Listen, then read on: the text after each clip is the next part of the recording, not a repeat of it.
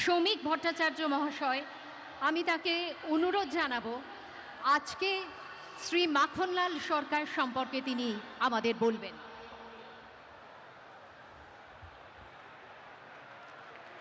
শিলিগুড়ি নিবাসী শ্রী মাখনলাল সরকার সবরই প্রতীক্ষার মতো দীর্ঘ প্রতীক্ষা। ভারত কেশরী ডক্টর শ্যামাপ্রসাদ মুখার্জি, যিনি ভারতের সংবিধান এবং ভারতবর্ষের অখণ্ডতার জন্য এই বাংলায় জন্মগ্রহণ করে নিজের প্রাণ দিয়েছিলেন, যাকে কাশ্মীরের জেলে রহস্যজনকভাবে কার্যত খুন করা হয়েছিল, এবং তার সেই যাত্রার যিনি সহযোগী ছিলেন, সেই মাখনলাল সরকার ৯৭ বছর বয়স হয়েছে তার, তিনিও আজকের দিনে আমাদের এখানে এসে উপস্থিত হয়েছেন।